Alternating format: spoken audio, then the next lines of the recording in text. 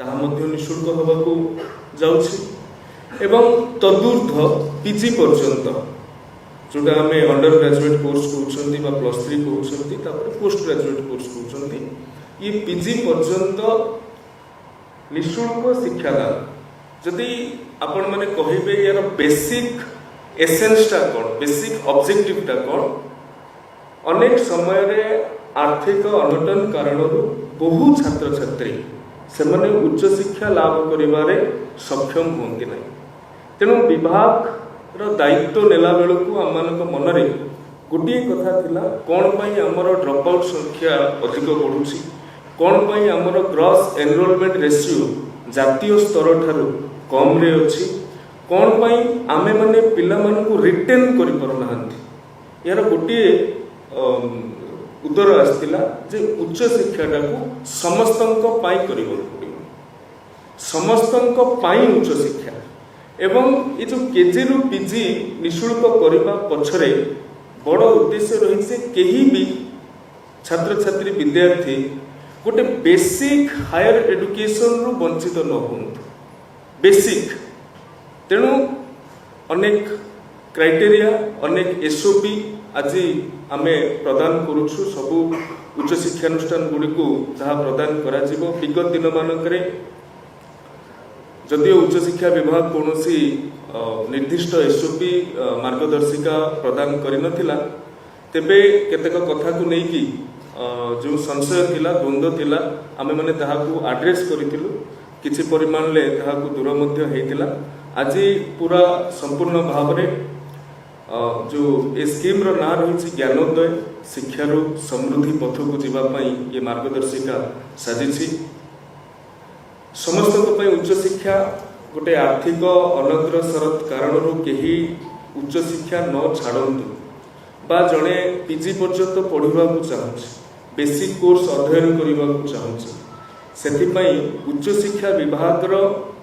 जो योग्य उच्च शिक्षानुष्ठान गुड़िक ए फोल्ड को आसुच्चे राज्यर समस्त सरकारी विश्वविद्यालय समस्त सरकारी महाविद्यालय एवं बेसरकारी अनुदान प्राप्त बेसरकारी सरकारी अनुदान प्राप्त महाविद्यालय गुड़ी को स्नातक और स्नातक श्रेणी नियमित पाठ्यक्रम रे ना लिखुवा छात्र छात्री मानू कौन शुल्क दबाकू पड़ो ना एथिरे अनेक नीति को समन्वय करा जायछि जातीय शिक्षा नीति 2020 कहूँ समस्तंक पई शिक्षा समस्तंक पई उच्च शिक्षा ये मध्य एथिरे समन्वित होइछि एवं विजन डॉक्यूमेंट 2036 एवं 2047 रे ग्रॉस एनरोलमेंट रेशियो को 60% रे पहुंचैबा पई गोटे बड़ लक्ष्य रखा जाइछि ये 60% रे पहुंचैबा पई केजी रु पीजी निःशुल्क शिक्षा व्यवस्था बा ज्ञानोदय योजनाटा गोटे बड़ किक स्टार्ट हेबो बोली आमे आशा व्यक्त करूछु एवं कहीं भी गुणात्मक शिक्षार वंचित न होंतु से आम निश्चितता करुछु तेणु योग्यता जो कथा मुझे राज्यर समस्त सरकारी विश्वविद्यालय रे चालुथुबा नियमित पाठ्यक्रम सरकारी महाविद्यालय एवं 488 662 कैटेगोरी जेतिके नियमित एवं संस्कृत कॉलेज मानक एथिरे नियमित पाठ्यक्रम गुड़िक एथिरे सबु छात्र छात्री योग्य विवेचित हेबे एवं ग्रांटिन एड जहाँ को हमें कहते सरकार समय समय रे ग्रांटिन एड प्रदान करिथांती से कॉलेज गुड़िक माने 488 662 संस्कृत माने समस्त पर्व को आसुछन एटी हमें स्पष्ट करबा उचित जे को माने ये स्कीम रु बात पड़िबे ताहाकु नेकी किछि परिमाण ले मध्य संशय थिला जेते शिक्षानुष्ठान गुड़िक कहली योग्य शिक्षानुष्ठान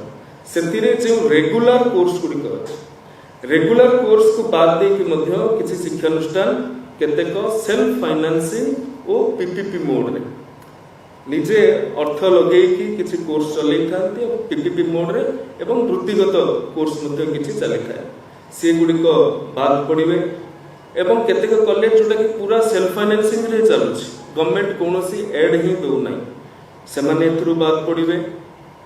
एवं प्राइवेट अनुष्ठान गुड़िक ସେମାନେ ଏଥିରୁ ବାଦ ପଡ଼ିବେ। ପିପିପି ବ୍ୟବସ୍ଥାରେ ପରିଚାଳିତ କୋର୍सेस ଗୁଡ଼ିକ ମଧ୍ୟ ଏଥିରୁ ବାଦ ପଡ଼ିବେ। Distance education, open education, correspondence education एवं विभिन्न वृत्तिगत प्रोफेशनल कोर्सेस एक बात पड़े।